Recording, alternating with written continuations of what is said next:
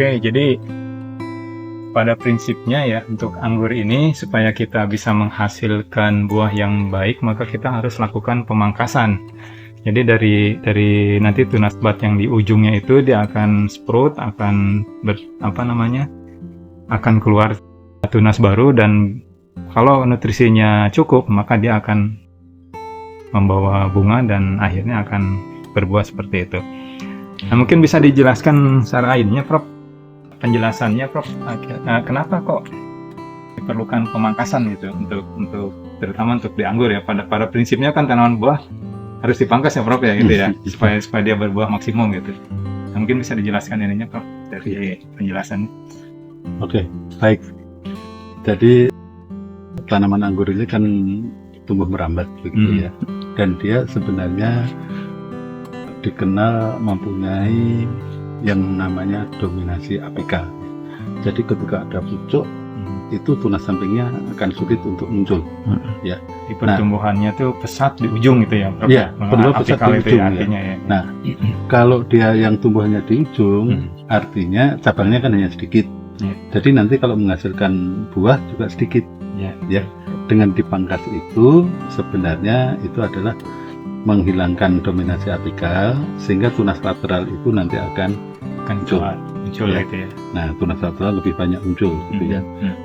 Nah, tetapi memang untuk kesiapan sampai berbunga itu tanaman itu memang perlu satu kondisi tertentu ya, sehingga untuk anggur itu mungkin tidak cukup dipangkasnya sekali langsung ke tunas berbunga ya.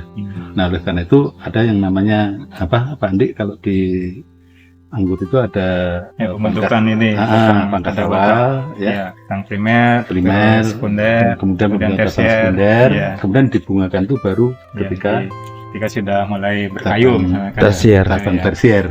Di tersiernya ya. Pada prinsipnya tersier itu adalah cabang sebetulnya, Prof. Iya, cabang. Karena kita melakukan pemangkasan kan gitu ya. Betul. Iya. Jadi iya, betul, dia cabang tersier. Di tersiernya itu. Betul. Nah, kemudian bunga itu akan muncul di cabang tersier.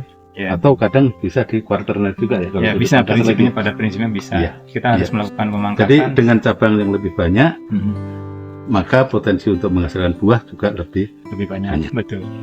Jadi kalau dalam hal ini kalau di anggur dalam hal ini cabang pembentukannya itu disebutnya biasanya tersier, kita istilahnya itu, Prof. Iya. Jadi kalau kita biarkan sekundernya panjang terus ya paling di ujung aja buahnya ya gitu. Iya. Karena nggak ada percabangan yang lain. Artinya kita harus potong di ujung di cabangnya itu supaya nanti dia berhenti dan dia akan membentuk percabangan. Ya. Jadi dominasi apikalnya itu hilang. Ya, prinsip pembuahan adalah memperbanyak tadi itu ya cabang. Ya. Di anggur dalam hal ini adalah bagaimana kita membentuk cabang tersiernya itu lebih rata gitu, lebih banyak dan lebih rata. Nah, itu PR tersendiri. Ya. Bagaimana meratakan itu ada cara PR tersendiri. Oke.